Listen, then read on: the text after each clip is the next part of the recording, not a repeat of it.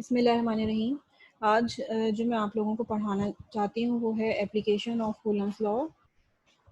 ठीक है, application of Coulomb's law. और कहाँ हम अप्लाई करना चाह रहे हैं? If we have continuous charge distribution.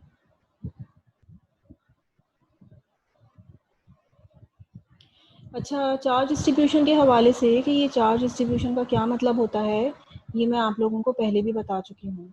थोड़ा सा इसको पहले देख लेते हैं हम कि चार्ज डिस्ट्रीब्यूशन क्या होते हैं, और उसके बाद हम देखेंगे कि एप्लीकेशन ऑफ कूलम्स लॉ जो है वो क्या है। चार्ज डिस्ट्रीब्यूशन के हवाले से मैं आप लोगों को पहले भी बता चुकी हूँ कि चार्ज डिस्ट्रीब्यूशन का मतलब होता है कि चार्ज किस तरीके से रखा हुआ है। तो चार्ज डिस्ट्रीब्यूशन जो है वो दो तरह से हम क्लासीफाई करते हैं, डिस्क्रीट डिस्ट्रीब्यूशन, ठीक है, और दूसरे को हम कहते हैं कंटिन्यूस चार्ज डिस्ट्रीब्यूशन।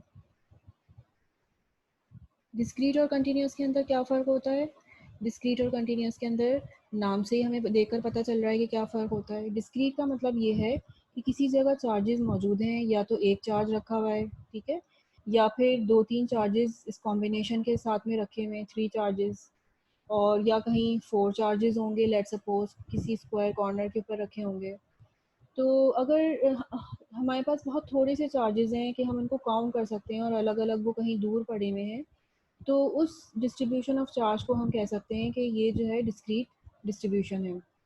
लेकिन किसी जगह पर अगर चार्ज हमारे पास बहुत ज़्यादा तादाद में मौजूद हों, इतने करीब करीब क्लोज रखे हुए हों कि we can not count them even, तो ऐसी डिस्ट्रीब्यूशन जो है वो क्या कहलाती है? Continuous charge distribution. इसकी डेफिनेशन मैं यहाँ पर लिख भी देती हूँ कि if we have large amount of charge large amount of charge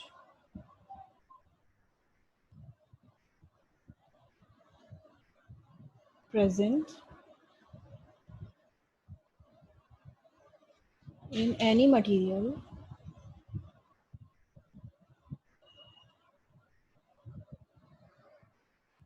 ठीक है। जैसे कि हम लोगों ने एक पेनी की एग्जांपल की थी। पेनी की एग्जांपल करने के लिए आपको शायद याद हो कि उसके अंदर जो हमारा क्यू निकल कर आ रहा था वो बहुत ज़्यादा लार्ज निकल कर आ रहा था। उसका जो ऑर्डर था वो तकरीबन 10⁵ कूलम्स जो था उसका ऑर्डर निकल कर आ रहा था। तो इसका मतलब ये है कि अगर हम किसी मेटल के अंदर चार्ज को काउंट करने की कोशिश करें कि किसी मेटल के अंदर चार्ज कितना होता है, तो बहुत ज़्यादा चार्ज मौजूद होता है। तो हम इतना ज़्यादा चार्ज जो है वो अगर उसको देखने की कोशिश करेंगे तो हमें लगेगा कि इन दोनों चार्जेस के दरमियान जो है वो कोई स्पेस या कोई गैप मौजूद नहीं है, ये कंटिन्यूसली डिस्ट्रीब्यूट हुए हैं। जबकि यहाँ पर इन दोनों चार्जेस के दरमियान जो है वो गैप हमें नज़र आ रहा है, तो इसका मतलब क्या है कि ये चार्जेस अलग अलग हैं। तो इस तरह की डिस्ट्रीब्यूशन को हम कहेंगे डिस्क्रीट डिस्ट्रीब्यूशन। जबकि किसी जगह चार्ज बहुत ज़्यादा क्लोज हो, बहुत ज़्यादा तादाद में मौजूद हो, तो फिर हम उसको कहेंगे कि ये जो हमारी डिस्ट्रीब्यूशन है ये कंटिन्यूस डिस्ट्रीब्यूशन है। और ये जो कंटिन्यूस डिस्ट्रीब्यूशन होती है, वैसे तो ये बहुत सारे शेप्स के अंदर हो सकती है, लेकिन हमारी बुक के अंदर और जो सिंपल डिस्ट्रीब्यूशन के शेप्स हैं जिसमें अमूमन हमारी डिवाइसेस ही मौजूद होती हैं, वो 3 तरह के शेप्स होते हैं।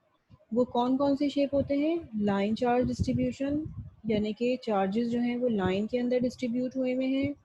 और कौन सी डिस्ट्रीब्यूशन होती है? सरफेस चार्ज डिस्ट्रीब्यूशन, यानी कि चार्जेस जो है वो किसी भी एरिया में, सरफेस में रखे हुए हैं।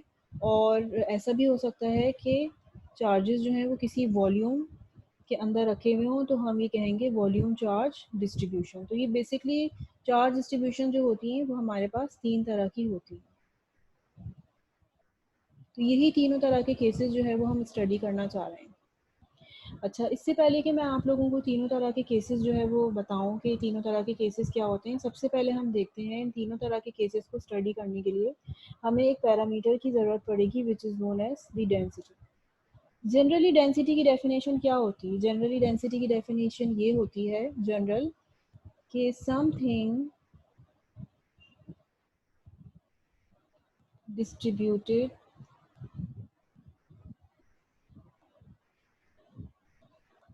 इन स्पेस, कोई चीज़ जो है वो स्पेस के अंदर डिस्ट्रीब्यूट हुई हुई है। बहुत ही जनरल डेफिनेशन मैंने लिखी हुई है। समथिंग मतलब कोई भी चीज़ और वो कोई भी चीज़ क्या हो सकती है जिससे हम सब फेमिलियर हैं, मास। ठीक है, मास डिस्ट्रीब्यूट हुआ हुआ है स्पेस में, और यहाँ पर हम कह सकते हैं ये स्पेस कुछ भी हो सकता है।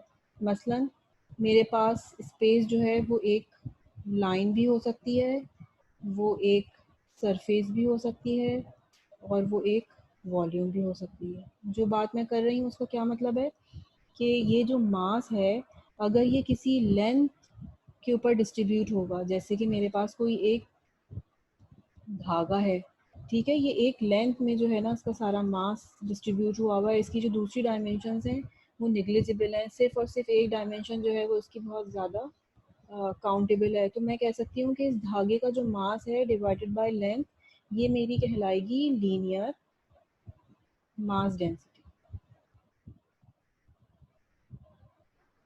तो इसका क्या मतलब हुआ, मास है कौन सी क्वांटिटी, समथिंग मैं डिस्क्राइब कर रही हूँ मास, और स्पेस किस तरह से डिस्क्राइब कर रही हूँ कि लेंथ के ऊपर डिस्ट्रीब्यूट हुआ हुआ है। तो बिल्कुल इसी तरीके से हम कह सकते हैं कि मास जो है वो किसी एरिया में डिस्ट्रीब्यूट हुआ हुआ है। मिसाल के तौर पे मेरे पास कोई पेज है, ये कहलाएगी, किसी पेज को मैं लिख लेती हूँ, किताब के पेज को, कॉपी के पेज को, तो उसका कुछ ना कुछ मास होगा और उसके कुछ ना कुछ एरिया होगा, दोनों तरफ से मैं उसको मल्टीप्लाई करूँगी, तो ये मेरे पास कहलाएगा सरफेस मास डेंसिटी। ठीक है, और फॉर एग्जांपल इसी तरीके से मेरे पास जो है वो किसी भी चीज़ का मास अगर डिस्ट्रीब्यूट हो रहा है with respect to volume, let suppose कोई एप्पल है मेरे पास, ठीक ठीक है, तो उस वो जगह घेर रहा है बहुत सारी, पूरा की पूरा वॉल्यूम ऑक्यूपाई कर रहा है। अब एरिया ऑक्यूपाई नहीं कर रहा, एक लाइन या एक लेंथ ऑक्यूपाई नहीं कर रहा, बल्कि अब वो एक पूरा वॉल्यूम ऑक्यूपाई कर रहा है। तो इसको मैं कहूँगी वॉल्यूम मास डेंसिटी। तो बिल्कुल इसी तरीके से जिस तरह से हम लोगों ने यहाँ पर एक मास डेंसिटी जो है वो डिस्क्राइब की है, बिल्कुल इसी तरीके से हम जो है वो वॉल्यूम डेंसिटी भी जो बिल्कुल इसी तरीके से हम जो है वो किसी दूसरी क्वांटिटी की डेंसिटी भी जो है वो डिस्क्राइब कर सकते हैं। मिसाल के तौर पे चार्ज, यहाँ पर बजाय मैं मास लूँ, मैं उसकी जगह पर चार्ज भी ले सकती हूँ। ठीक है,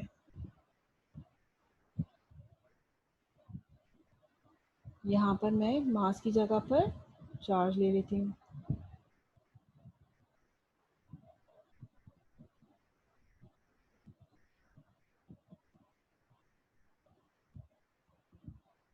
यहाँ पे मैंने ले लिया चार्ज, तो इसका मतलब क्या हुआ कि अब मेरे पास कोई एक बहुत लंबी सी लाइन है चार्जेस की, जिसके अंदर चार्जेस जो हैं वो रखे हुए हैं। तो ये जो मेरी चार्ज एक लाइन के ऊपर, एक लेंथ के ऊपर रखे हुए हैं, तो ये मेरी क्या कहलाएगी, लीनियर चार्ज डेंसिटी। ठीक है, और उसको मैं लैम्डा से रिप्रेजेंट करती हूँ, ये इज इक्वल टू का निशान। और इसी तरीके से अगर चार्जेस मेरे किसी एरिया में डिस्ट्रीब्यूट हुए हैं, जैसे एक पेज था, पेज के ऊपर मैंने चार्जेस जो है वो बहुत सारे स्प्रेड कर दिए, तो चार्जेस जो अब स्प्रेड हुए हैं अगर मुझे देखना है तो अब वो एक सरफेस के ऊपर हुए हैं, तो सरफेस का हम क्या निकालते हैं, एरिया। तो अब ये कहलाएगा सरफेस चार्ज डेंसिटी। ठीक है, सिग्मा, इसको हम सिग्मा से रिप्रेजेंट करते हैं। और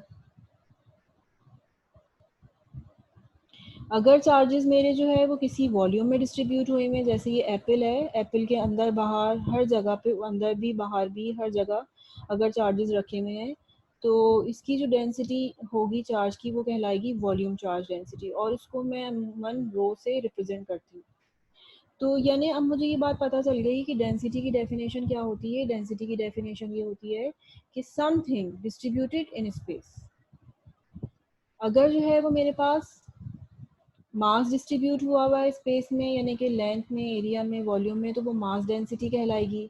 अगर मेरे पास चार्ज डिस्ट्रीब्यूट हुआ हुआ है स्पेस में, यानी स्पेस का मतलब है लेंथ, एरिया और वॉल्यूम, तो वो चार्ज डेंसिटी होगी।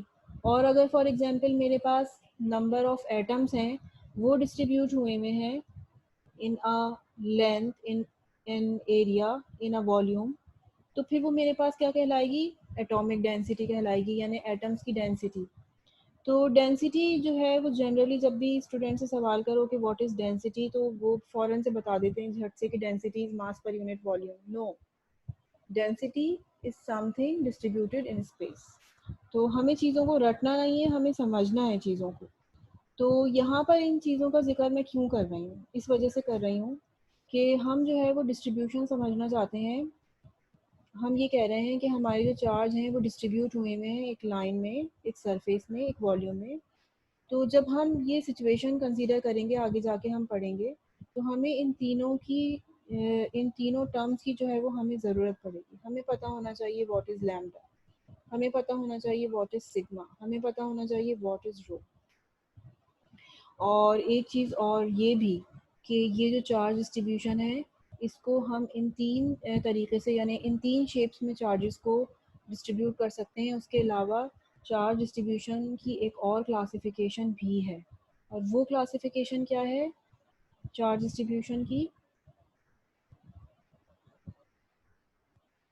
कि चार्ज डिस्ट्रीब्यूशन जो है वो हमारे पास दो तरह से होती हैं। एक कहलाती है यूनिफॉर्म चार्ज डिस्ट्रीब्यूशन,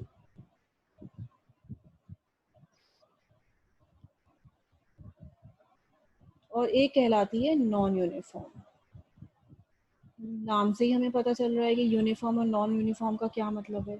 यानी किसी जगह भी चार्जेस रखे हुए हैं, लेकिन वो एक जैसे डिस्ट्रीब्यूट नहीं हुए हुए, यानी यूनिफॉर्मली डिस्ट्रीब्यूट नहीं हुए हुए। किसी भी जगह पर या तो चार्जेस बहुत करीब करीब हैं, ठीक है, और फिर उनके अंदर गैप आ गया है बहुत ज़्यादा। तो मैं इसको जो है वो बताती हूँ एक डायग्राम ड्रॉ करके कि यूनिफॉर्म और नॉन यूनिफॉर्म चार्जेस का जो है वो क्या मतलब होता है।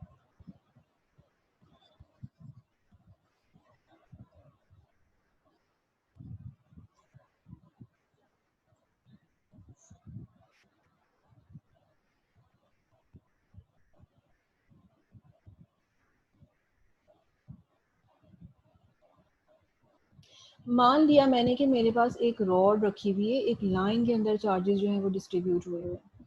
तो अब अगर ये रॉड के अंदर इक्वल डिस्टेंस पे चार्जेस पड़े हुए हैं, तो फिर मैं कहूँगी कि अच्छा भाई मेरी ये जो डिस्ट्रीब्यूशन है थ्रू आउट यूनिफॉर्म है, ठीक है। Charges, charge separation, charge separation is constant, ठीक है। चार्ज सेपरेशन इनके दरमियान कांस्टेंट है। लेकिन एक वही केस है, इसके अंदर क्या हो रहा है, इसके अंदर ऐसे हो रहा है। इसके अंदर हम चार्जेस ड्रॉ करते हैं,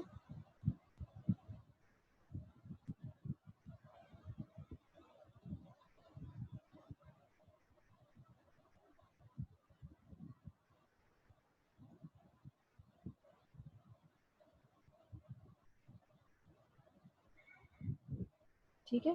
यानी यहाँ पे हमारे पास कितने चार्जेस थे, 1 2 3 4 5 6 7 8 9 10 11 12। ये 12 चार्जेस थे, और ये पूरी की पूरी लेंथ में इक्वल डिस्टेंसेस के ऊपर पड़े हुए हैं। जबकि यहाँ पे हम देख सकते हैं कि ये चार्जेस कितने चार्जेस हैं, 1 2 3 4 5 6 7 8 9 10। ठीक है, एक मैं और बना देती हूँ 11, और एक में और यहाँ पे बना देती हूँ 12। लेकिन अभी भी हमें नज़र आ रहा है कि 12 चार्जेस हैं, लेकिन देखने से ही हमें लग रहा है कि ये जो चार्ज डिस्ट्रीब्यूशन है ये कांस्टेंट नहीं है, यूनिफॉर्म नहीं है। किसी जगह पे ज़्यादा चार्जेस जमा हुए हुए हैं, किसी जगह पे कम चार्जेस जमा हुए हुए हैं। तो इस तरह की डिस्ट्रीब्यूशन को हम क्या कहते हैं, नॉन यूनिफॉर्म चार्ज डिस्ट्रीब्यूशन।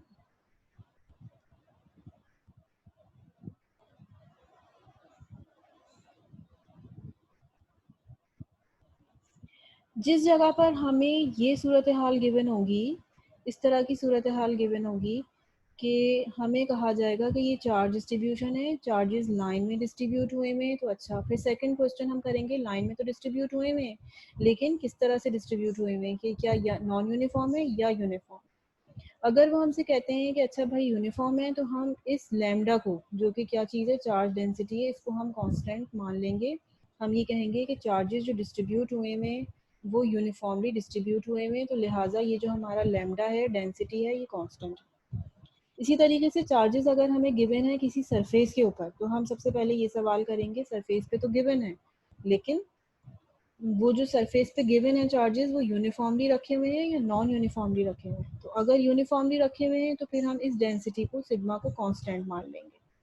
ठीक है। इसी तरीके से वॉल्यूम में अगर चार्ज डिस्ट्रीब्यूट हुए हुए हैं और यूनिफॉर्मली रखे हुए हैं तो फिर हम इस रो को वॉल्यूम चार्ज डेंसिटी को कांस्टेंट मान लेंगे।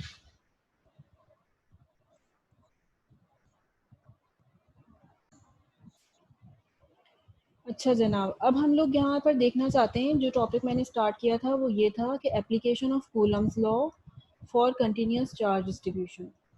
और एक बात जो है वो मैं रिकॉल करवा दूं कि कूलम्स लॉ जो है वो क्या होती है। कूलम्स लॉ होती है F इज इक्वल टू के Q1 Q2 upon R square. तो ये जो Q1 और Q2 चार्जेस जिनके दरमियान हम फोर्स मालूम करते हैं इलेक्ट्रोस्टैटिक फोर्सेस वाले फार्मूले से, ये जो Q1 और Q2 चार्जेस हैं, ये दोनों चार्जेस जो हैं वो कैसे होने चाहिए? पॉइंट चार्जेस होने चाहिए, डिस्क्रीट होने चाहिए, दो चार्जेस होने चाहिए, दैट्स इट। लेकिन हम यहाँ पर बात करने जा रहे हैं किसकी?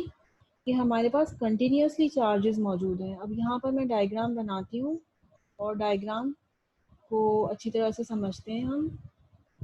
यहाँ पर मैंने एक चार्ज बनाई है, चार्ज रॉड बना ली है, या ये इसके अंदर चार्जेस में बना रहे हैं। बहुत सारे चार्जेस रखे हैं, we have lot of charges. ज़रूरी थोड़ी है कि हमारे पास हमेशा 2 पॉइंट चार्जेस हों। हमारे पास तो ऐसा भी हो सकता है कि किसी जगह पर एक रॉड पूरी की पूरी रखी हुई हो Q1 के बजाय, ठीक है, और एक यहाँ पर हमने क्या कर दिया, यहाँ पर एक पॉइंट चार्ज ले लिया विच इज़ Q2। तो ये हमारा Q1 हो गया अब, और ये हमारा Q2 हो गया। तो अब क्या मैं इस कूलम लॉ को अप्लाई कर सकती हूँ इनके दरमियान, अगर ये कोई भी डिस्टेंस हो, फॉर एग्जांपल आर स्क्वायर यहाँ पर है, तो क्या मैं इन दोनों, इस रॉड के दरमियान और इस पॉइंट चार्ज के दरमियान, लेट सपोज ये भी पॉजिटिव है, इन दोनों के दरमियान क्या मैं फोर्स मालूम कर सकती हूँ, इलेक्ट्रोस्टैटिक फोर्स निकाल सकती हूँ? तो मेरा जवाब है नहीं, मैं नहीं निकाल सकती। क्यों? क्योंकि इस लॉ की जो है वो लिमिटेशन यही है कि ये जो लॉ है, Coulomb's law is applicable only for point charges.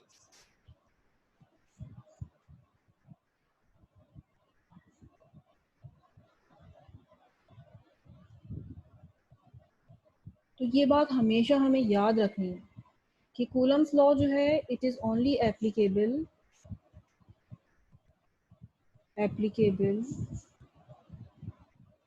For point charges.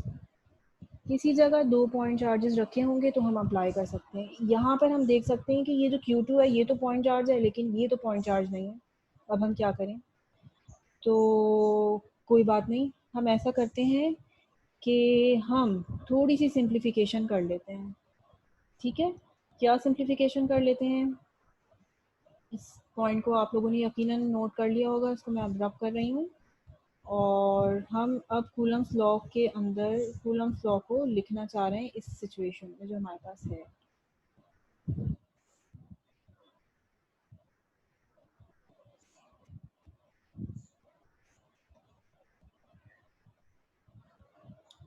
मैं क्या करती हूँ कि मैं जो है बजाय पूरा Q1 एक पूरी रॉड लेने के, मैं एक बहुत छोटा सा एलिमेंट जो है ना वो तस्वुर कर लेती हूँ यहाँ पर। ठीक है, और इसको मैं कह देती हूँ कि this is my small amount Q1, DQ1। ठीक है, तो ये मैं इसको एक लाइक अ पॉइंट चार्ज की तरह, अब तो मैं इसको ट्रीट कर सकती हूँ ना कि ये एक पॉइंट चार्ज है। तो मैं अब क्या करूँगी, इस पॉइंट चार्ज की मदद से इस पॉइंट चार्ज के ऊपर मैं फोर्स डिटरमाइन करूँगी। ठीक है, और अब इनके दरमियान जो फासला होगा, ठीक है, लाइन थोड़ी सी हमारी ख़राब हो गई, इसको मैं सही कर लेती हूँ, इधर बना लेती हूँ, यहाँ बना लेती हूँ। ये मेरा पॉइंट चार्ज है, लेट सपोज प्लस Q। इन दोनों के दरमियान जो फासला है वो लेट सपोज अब R है। तो अब इस छोटे से जो पॉइंट चार्ज को मैंने तस्वुर किया हुआ है, इसकी और इसके दरमियान जो फोर्स ऑफ अट्रैक्शन है, ये दोनों जो एक दूसरे के ऊपर फोर्स लगा रहे हैं, उसके लिए तो अब मैं ये वाला फॉर्मूला यूज़ कर सकती हूँ ना। अब तो कोई फ़र्क नहीं पड़ेगा। ठीक है, बिल्कुल कर सकती हूँ, कोई फ़र्क नहीं पड़ेगा।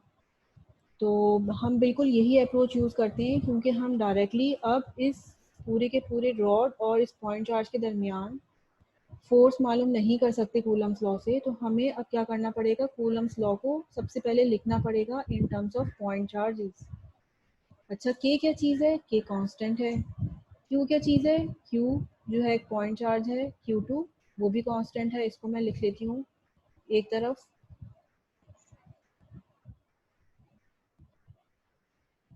और बल्कि अब मैं क्या करती हूँ कि मैं अपनी आसानी के लिए एक चार्ज को, जो कि मेरा टेस्ट चार्ज है Q, उसको Q ही रहने देती हूँ। और दूसरे वाले चार्ज को चूंकि मैंने अब DQ कर दिया है, तो अब वो मेरा जो है ना DQ ही हो जाएगा। ठीक है, आसानी हो जाएगी, उसमें हमारे पास सब्सक्रिप्ट ख़त्म हो जाएंगे। तो हम इसको इस तरीके से लिख लेते हैं।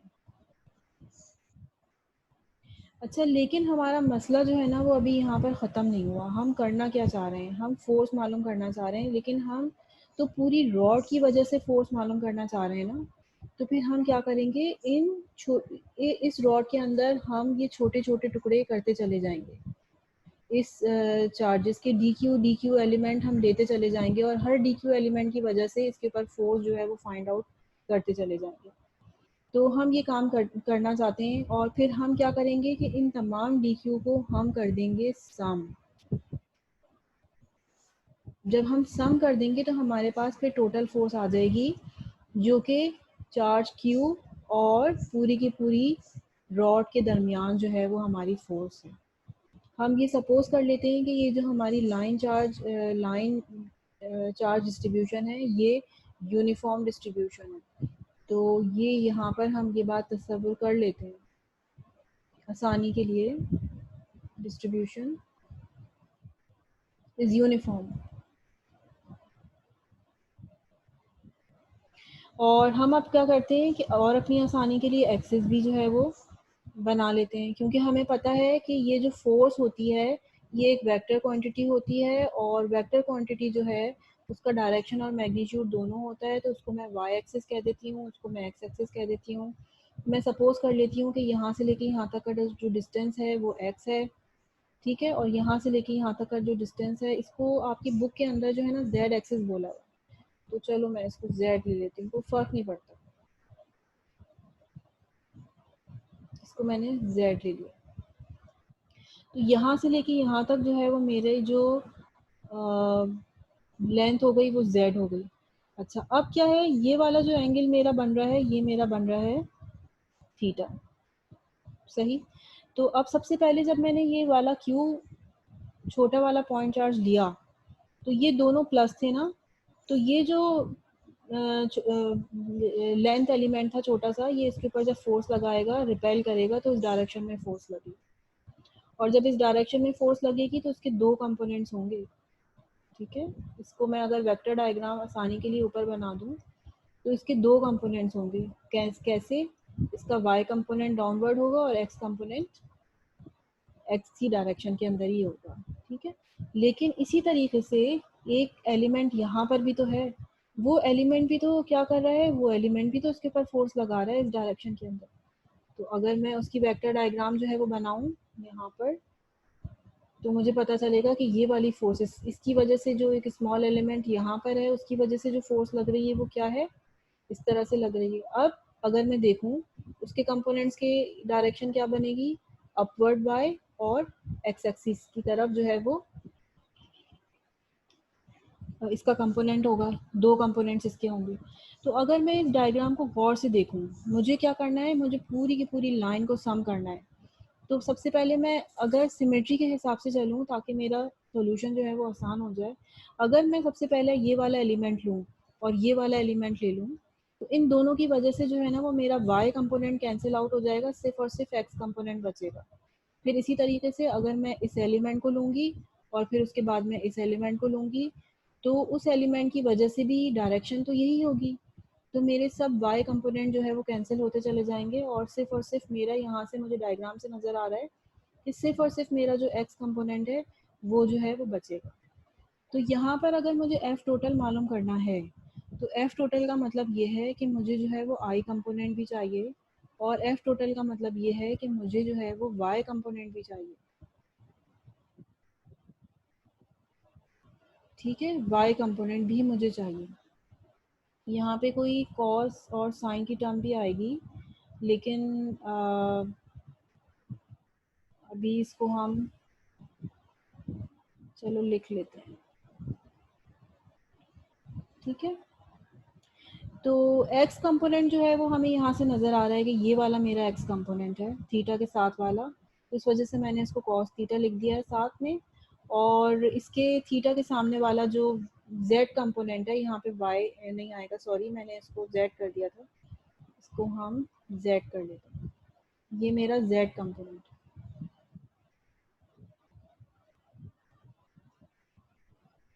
तो यहाँ से मुझे पता चल गया कि मेरा जो z कंपोनेंट है वो कैंसिल आउट हो रहा है, ठीक है। ये तो मेरे पास ख़त्म हो रहा है, सिर्फ और सिर्फ x कंपोनेंट जो है वो मेरे यहाँ पर रहेगा। तो मुझे जो x कंपोनेंट है सिर्फ और सिर्फ वही निकालना है। अच्छा, और मैं क्या तसव्वुर कर लेती हूँ कि ये जो मेरा है ये ओरिजिन है, और ये जो इसकी लेंथ है ये है l/2, और ये इसकी लेंथ है -l/2, ठीक है। टोटल लेंथ जो है वो उस रॉड की पूरी एल है, तो अगर ये ज़ीरो है, ओरिजिन है, तो ये +l/2 होगी, और ये वाली जो होगी वो क्या होगी, -l/2 होगी। तो ये वाली टर्म तो पूरी की पूरी मेरी हो गई ज़ीरो, और यहाँ पर मुझे जाना है -l/2 से +l/2 तक। तो चूंकि लिमिट्स जो हैं वो मेरी सिमेट्रिक हैं, तो मैं यहाँ से इस चीज़ को लिमिट्स को आसान करने के लिए इसको 0 से l/2, इवन फंक्शन है ये, तो ये ट्वाइस हो जाएगा k q D Q cos theta upon r square. तो अब यहाँ पर मैं कॉस थीटा देखना चाह रही हूँ कि मेरा कॉस थीटा जो है वो क्या है, अगर मैं अपनी डायग्राम देखूँ। तो अब मुझे अच्छा एक बात ये है कि यहाँ पर मैंने लिमिट्स कैसे लगा दी हैं l/2 से लेके +l/2 तक।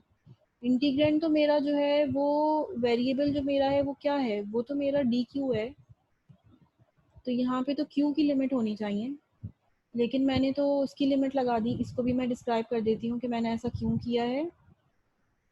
मुझे ये बात मालूम है कि जो मेरा लैम्डा है वो किसके बराबर है, D Q upon D L length के, ठीक है। तो डी क्यू जो है वो बेसिकली मैं लिख सकती हूँ इन टर्म्स ऑफ एल, ठीक है, क्योंकि मुझे जो है वो अब पता ही नहीं है ना, कि चार्जेस तो मुझे नज़र ही नहीं आ रहे हैं नेकेड आई से, और मुझे नहीं मालूम है कि कितना अमाउंट ऑफ चार्ज इस रॉड के ऊपर पड़ा हुआ है। अगर मुझे डायरेक्ट पता होता तो मैं लोअर लिमिट लगाती कि मिनिमम चार्ज इतना है, मैक्सिमम चार्ज इतना है, इसको हम खोल लेते, लेकिन मुझे पता ही नहीं है। तो अब मुझे क्या करना पड़ेगा, डी क्यू को इन टर्म्स ऑफ ये लैम्डा और डी एल लिखना पड़ेगा। इसको मैंने इन टर्म्स ऑफ लैम्डा और डी एल लिखना है। अब मैं इसको लैम्डा और डी एल करके लिख रही हूँ। तो जब मैं इसको डी एल करके लिखूंगी तो अब मेरा जो वेरिएबल है वो कन्वर्ट हो जाएगा किसके अंदर, के क्यू लैम्डा डी एल, यानी कि अब लेंथ में कन्वर्ट हो जाएगा मेरा इंटीग्रल। तो अब लिमिट्स भी जो लगेंगी वो किसके ऊपर लगेंगी, लेंथ के ऊपर लगेंगी। अच्छा, ये जो आर स्क्वायर है, अब इसको भी थोड़ा सा हम एनालाइज कर लेते हैं कि आर स्क्वायर क्या है। आर स्क्वायर है बेसिकली इस छोटे से एलिमेंट का और इस पॉइंट चार्ज के दरमियान का डिस्टेंस, तो ये है आर। और अगर मैं इसको ट्रिग्नोमेट्री के हिसाब से देखूं, पाइथागोरस थ्योरम अप्लाई करूं, तो आर जो है वो मेरा आर स्क्वायर किसके बराबर है, Z square plus X square, ठीक है। तो यहाँ पर मैं लिख सकती हूँ कि R square is equal to Z square plus X square.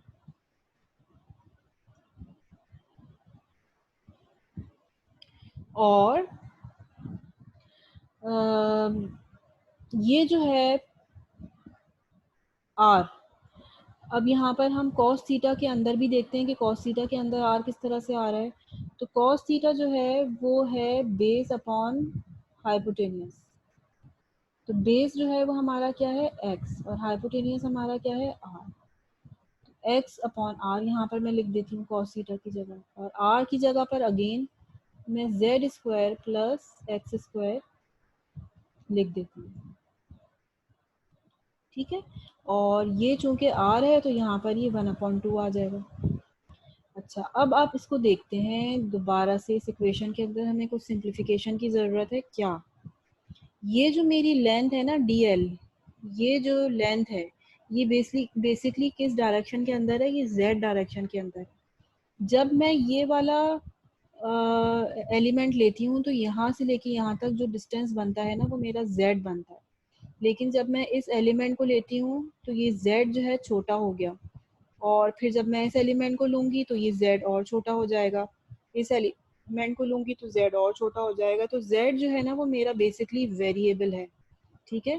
तो यहाँ पर ये जो मैंने लेंथ लिखी हुई है इसको मैं थोड़ा सा और मॉडिफाई कर सकती हूँ। मैं ये मेरा z डायरेक्शन के अंदर है जो भी है, और z जो है वो मेरा क्या हो रहा है, चेंज हो रहा है, वेरी हो रहा है। यहाँ पे मैंने भी आपको बताया कि किस तरीके से वेरी हो रहा है। तो यहाँ पे dl की जगह पर मैं लिख सकती हूँ क्या, dz। dz लिख लेती हूँ, कोई फर्क तो नहीं पड़ेगा क्योंकि मैं अपनी सारे वेरिएबल्स को z में लिख रही हूँ। अच्छा, अब इसका मतलब ये हुआ कि मैं z को चेंज करूंगी, और अगर मैं z को चेंज कर रही हूँ तो क्या क्या चीज़ें कांस्टेंट हैं वो बाहर चली जाएंगी, और जो चीज़ें कांस्टेंट नहीं होंगी वो अंदर रह जाएंगी, वेरी कर रही होंगी। तो z को चेंज करने से जो है वो क्या क्या चीज़ें वेरी कर रही हैं, k तो कांस्टेंट ही है, ये तो बाहर आ जाएगा। ये वाला जो टेस्ट चार्ज का मैग्नीट्यूड है ये भी कांस्टेंट है, ये भी बाहर आ जाएगा। लैम्डा जो है वो यूनिफॉर्म चार्ज डेंसिटी है, ये भी इंटीग्रल के बाहर आ जाएगा। एक्स क्या चीज़ है, एक्स जो है वो डिस्टेंस है ओरिजिन से लेके इस पॉइंट चार्ज के दरमियान। तो अगर मैं अपना एलिमेंट चेंज करती हूँ, ये वाला लेती हूँ, ये वाला लेती हूँ, कभी ये वाला लेती हूँ, तो ये वाला ट्रायंगल बन रहा है देखें। तो ये सिर्फ z चेंज हो रहा है, x चेंज नहीं हो रहा है। x जो है वो कांस्टेंट रह रहा है, तो उसका मतलब है कि x is also a constant quantity, इसको भी हमें इंटीग्रल से बाहर रखना है।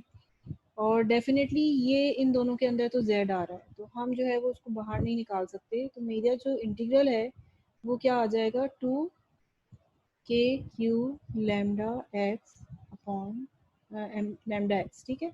और 0 से l/2, और ये हो जाएगा मेरे पास dz divided by z square plus x square की पावर 3/2। ये जो है ना मेरा इंटीग्रल बनेगा। और अब इसको मैं एक स्टैंडर्ड इंटीग्रल मुझे मालूम है उसके ज़रिए मैं एवेलुएट कर लेती हूँ और अपना आंसर लिख लेती हूँ कि मेरा आंसर जो है वो डायरेक्टली क्या आ रहा है उसका आंसर। ठीक है, उसका आंसर जो है वो आ रहा है ये, जो कि यहाँ पर मैंने लिखा है डायरेक्ट सॉल्व करके। इसको बहुत शॉर्ट मैंने दिखाया था, लेकिन इसी को देख लेते हैं क्योंकि यहीं से मैं और चीज़ें भी एक्सप्लेन करना चाहती हूँ। ये वाला आ गया मेरा आंसर। अच्छा, यहाँ पर एक बात को जहन में रखिए कि ये जो है ना मैंने एफ वाई बोला हुआ है, इस एक्सिस को मैंने y लिया हुआ था और इसको z लिया हुआ, उसके हिसाब से मेरा ये वाला आंसर आया। लेकिन मैं जब आप लोगों को सॉल्व करवा रही थी उसमें जो है ना ये मैंने x लिया था और ऊपर वाला z लिया था। तो इस फार्मूले को मैं थोड़ा सा मॉडिफाई कर देती हूँ। ये वाला फार्मूला जो है एफ वाई हो गया, F Y is equal to K Q not Q upon, sorry ये हो जाएगा मेरा एफ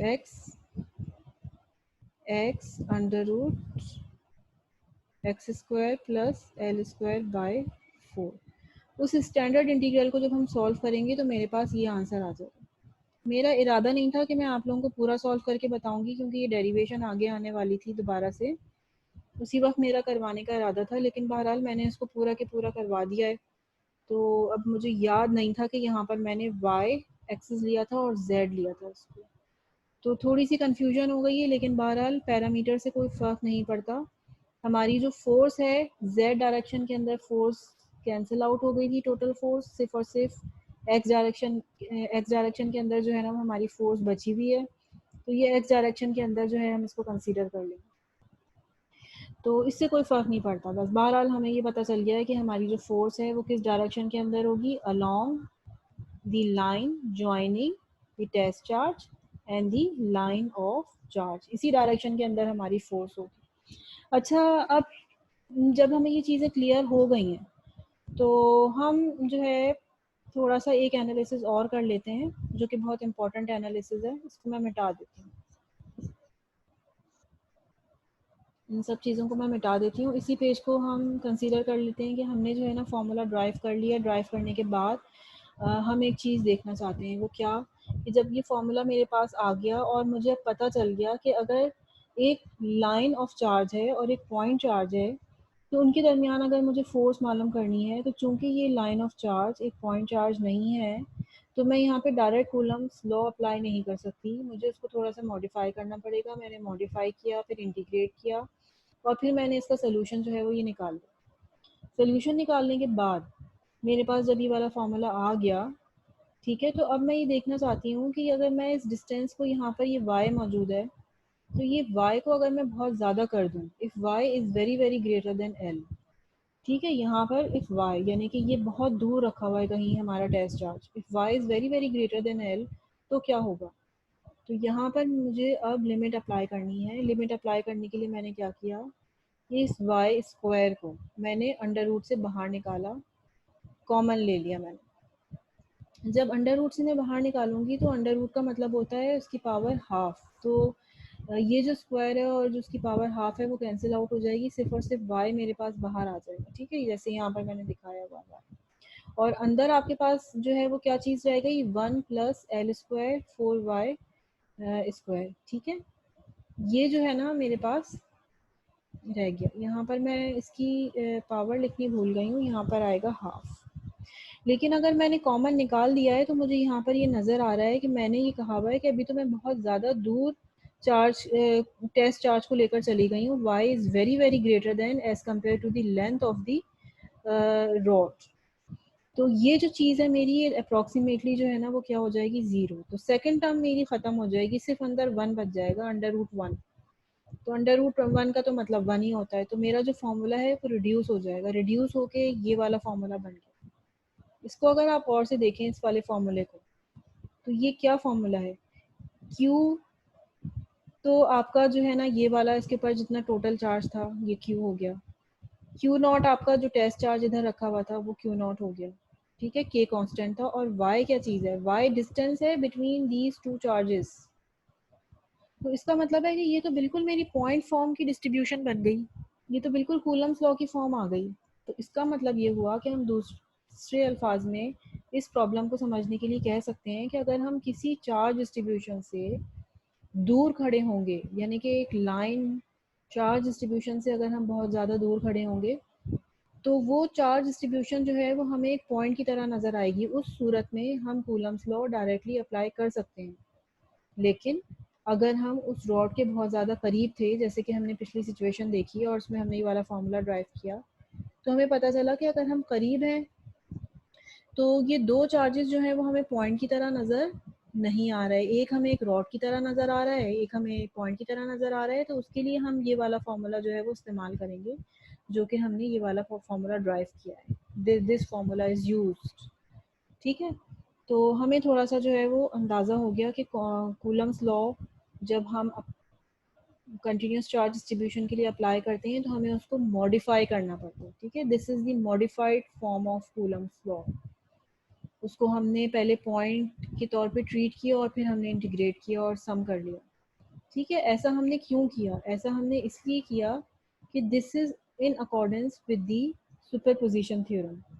और सुपरपोजिशन थ्योरम जो है वो क्या होता है, सुपरपोजिशन थ्योरम ये होता है कि अगर किसी जगह एक से ज़्यादा चार्जेस मौजूद हैं और आप किसी एक पॉइंट के ऊपर फोर्स निकालना चाह रहे हैं, ठीक है, तो फिर आप उस फोर्स को, टोटल फोर्स को कैसे निकालते हैं, आप तमाम की तमाम चार्जेस की वजह से जो फोर्स इस पॉइंट के ऊपर लग रही है, इस टेस्ट चार्ज के ऊपर लग रही है, उस सब को आप सम कर सकते हैं, ठीक है। अगर टेस्ट चार्ज लेट सपोज आपका जो है वो 1 है और बाकी सब जो चार्जेस हैं वो n चार्जेस यहाँ पर रखे हुए हैं, तो आप सब की वजह से बारी बारी इसके ऊपर फोर्स निकालेंगे, इन सब का सम अप करेंगे और इसको आप इस तरह से करके लिख सकते हैं। तो हमने भी यही किया, ठीक है। पिछली इंटीग्रेशन के अंदर हम क्या कर रहे थे, हम यही कर रहे थे कि हमने छोटे छोटे एलिमेंट्स के अंदर इसको डिवाइड कर दिया, पॉइंट चार्जेस की फॉर्म में हमने इसको डिवाइड कर दिया और हर पॉइंट चार्ज की वजह से इसके ऊपर हमने फोर्स निकाली, हर पॉइंट चार्ज की वजह से इसके ऊपर फोर्स निकाली और हमने इसको सम कर दिया। चूंकि ये कंटिन्यूस डिस्ट्रीब्यूशन है इसलिए यहाँ पर मैंने इंटीग्रल का साइन लगाया। इंटीग्रल का मतलब भी क्या होता है, समेशन।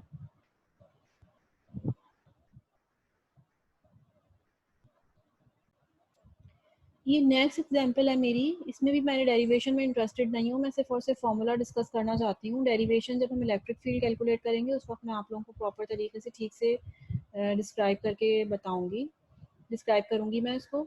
यहाँ पर मेरे पास एक यूनिफॉर्म डिस्ट्रीब्यूशन है, यानी कि डिस्क में एक सरफेस के ऊपर चार्जेस जो हैं वो डिस्ट्रीब्यूट हुए हुए हैं, ठीक है। और यूनिफॉर्म डिस्ट्रीब्यूशन है तो उनकी जो डेंसिटी है वो सिग्मा है।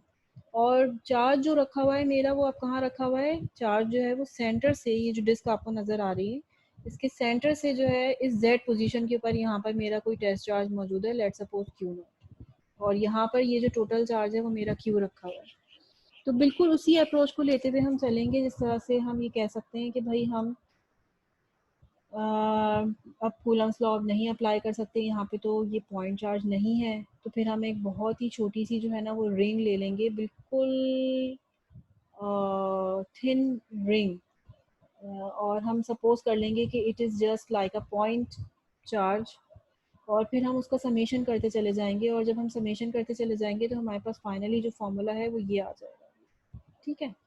ये वाला फॉर्मूला आ जाएगा। इसमें भी मैं आपको ये चीज़ बताना चाह रही थी कि ये जो z है, ये z क्या चीज़ है, ये z is the distance between origin of the disc and the this is the distance between the origin and the point charge, ठीक है। तो ये जो z है ये डिस्टेंस है, और r जो है वो क्या चीज़ है, रेडियस है। अब ये मैं फोर्स मालूम कर रही हूँ, यहाँ पे भी मैंने सिमेट्री के तहत सेंटर में फोर्स मालूम किया,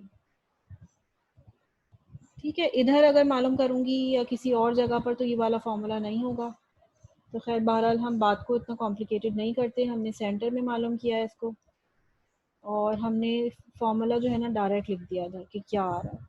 इसमें भी मैं देखना चाहती हूँ कि अच्छा भाई अगर मैं इस z को बहुत ज़्यादा लार्ज कर दूँ, यानी कि ये जो टेस्ट चार्ज है मैं बहुत दूर ले जाऊँ अपनी इस डिस्क से, तो क्या होगा। तो यहाँ पर देखते हैं क्या हो रहा है, 2k Q not Q upon R square, तो ये एज इट इज़ ऊपर से नीचे आ गया, 1 minus Z as it is नीचे रहा, और ये जो Z square plus R square है ये ऊपर लेकर चली गई हूँ मैं, माइनस हाफ कर दिया मैंने इसको, ठीक है। जब मैं इसको ऊपर लेकर जाऊँगी तो ये माइनस हाफ हो जाएगा। और अब वही क्या काम किया है मैंने इसके अंदर मैंने जेड स्क्वायर को कॉमन ले लिया है। जेड स्क्वायर को जब मैं कॉमन लूँगी तो ऊपर जेड की पावर -1 आ जाएगी, ठीक है। जेड की पावर -1 का मतलब है कि जेड को नीचे जाना चाहिए, नीचे ले गई हूँ मैं, जो कि कैंसिल आउट हो जाएगा बाद में। और अंदर जो है वो मेरे पास क्या बच गया, 1 plus R square upon Z square minus half. अच्छा, अब मैं चाहूँ तो मैं इस R square upon Z square को ज़ीरो कर सकती हूँ। मैं कह सकती हूँ चूँकि जेड स्क्वायर जो है ना वो बहुत ज़्यादा लार्ज है और आर बहुत छोटा है, तो इट टेंड्स टू ज़ीरो। लेकिन ऐसा करने से मेरी पूरी की पूरी इक्वेशन जो है ना वो ज़ीरो हो जाती है, तो मैं ऐसा नहीं करूँगी। फिर मैं इक्वेशन को ज़ीरो बनाना नहीं चाहती, तो फिर मैं अब R square upon Z square को रहने दूँगी। R square upon Z square को मैंने रहने दिया, और बायनोमियल का अप्रॉक्सीमेशन लगा के मैंने जो है ना ये वाला सीरीज को मैंने खोल लिया, और हायर ऑर्डर टर्म्स को मैंने निगलेक्ट कर दिया। अच्छा, ये जो ऊपर वाली टर्म्स थी ये तो मेरी एज इट इज़ नीचे चली आ रही थी। अब जब आप इसको देख रहे हैं, इसको गौर से देखिए, तो ये 1 -1 है, तो ये कैंसिल आउट हो जाएगा और ज़ीरो हो जाएगा ये, और ये माइनस माइनस प्लस हो जाएगा, plus R square upon 2z square मेरे पास बचेगा। तो ये वाला 2 और ये वाला 2 भी कैंसिल आउट हो जाएगा, ठीक है। और ये वाला आर स्क्वायर और ये वाला आर बी स्क्वायर भी कैंसिल हो जाएगा। इसको अगर मैं यहाँ पर लिख लूँ तो ये ज़्यादा आसानी हो जाएगी, ठीक है। तो यहाँ पर मैंने ये चीज़ शो की हुई है इधर, और ये आर स्क्वायर कैंसिल आउट हो गया, ये 1 -1 तो ये ख़त्म हो गए, ये 2 इस 2 के साथ ख़त्म हो गया, और ये आर स्क्वायर इस आर स्क्वायर के साथ।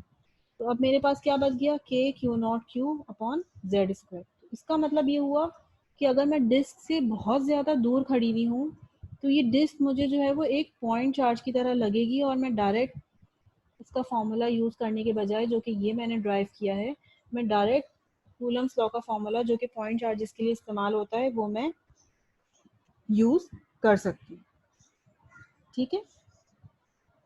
तो यहाँ पर भी हम यही चीज़ देख रहे हैं कि अगर हम डिस्ट्रीब्यूशन से, वो किसी शेप की डिस्ट्रीब्यूशन हो, अगर हम बहुत दूर खड़े हुए हैं तो हम उस डिस्ट्रीब्यूशन को ट्रीट कर सकते हैं एज अ पॉइंट चार्ज, और यहाँ पर एक मैंने थर्ड केस डिस्कस किया हुआ है, वो एक रिंग का केस है कि हमारे पास रिंग्स के अंदर चार्जेस जो हैं वो डिस्ट्रीब्यूट हुए हुए हैं। अगेन मैंने इसकी डेरिवेशन जो है वो स्किप कर दी है।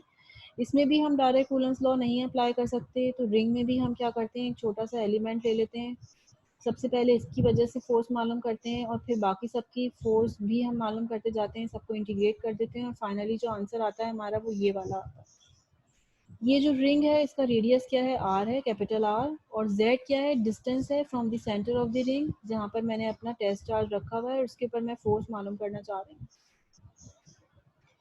तो अब जब इसकी फोर्स का एक्सप्रेशन मैंने निकाल दिया तो वो मेरे पास फॉर्मूला आया ये वाला, और ये वाला जो फॉर्मूला है और इसको भी मैं देखना चाह रही हूँ कि if z is very very larger than r तो फिर क्या होगा, k q not q z तो एज इट इज़ रहा, डिवाइडेड बाय, नीचे मैंने z स्क्वायर कॉमन निकाल दिया है इस पूरे टर्म के अंदर से, तो ये जेड स्क्वायर कॉमन निकला तो उसके ऊपर पावर 3/2 बाहर उसके ऊपर भी आ जाएगी, अंदर ये चीज़ बच गई।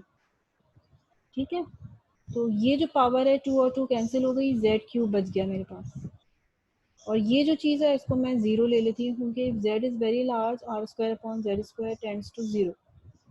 तो यहाँ पर जो है ना ये जेड क्यूब बचा हुआ है, ऊपर एक जेड है तो एक जेड ऊपर से और एक जेड नीचे कैंसिल आउट हो जाएगा, नीचे बच जाएगा जेड स्क्वायर। जेड क्या चीज़ है, जेड डिस्टेंस है सेंटर ऑफ द रिंग से जहाँ पर हमारा टेस्ट चार्ज रखा हुआ है। उसका मतलब ये हुआ कि इस केस में भी, रिंग के केस में भी, अगर मैं ये देख रही हूँ कि मैं बहुत दूर हूँ रिंग से, तो ये रिंग मुझे पॉइंट की तरह नज़र आएगी, तो मैं डायरेक्ट ये वाला फॉर्मूला जो है वो इस्तेमाल कर सकती हूँ। तो यहाँ पर हमने कंक्लूजन जो है वो निकाल लिया। कंक्लूजन जो है वो हमने क्या निकाला आज के लेक्चर के अंदर, वो ये कि we can not apply Coulomb's law directly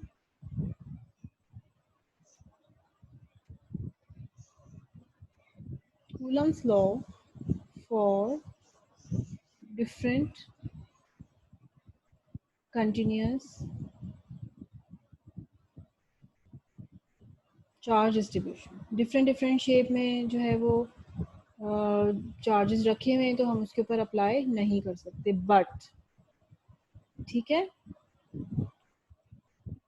we have to modify it. ठीक है, दूसरे लफ्ज़ों में हम इसको कह रहे हैं कि हमें उसको मॉडिफाई करना पड़ेगा।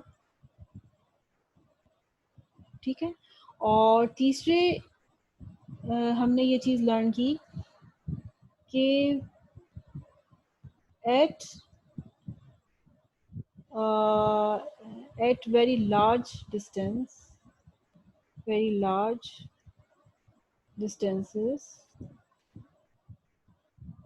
charge distribution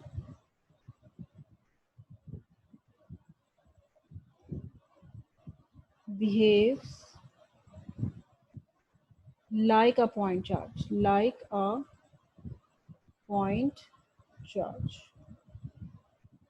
तो फिर हम ये कह सकते हैं कि therefore we can apply Coulomb's law directly, उस सूरत therefore we can apply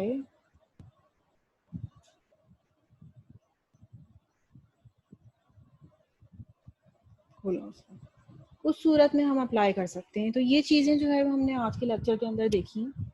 ठीक है।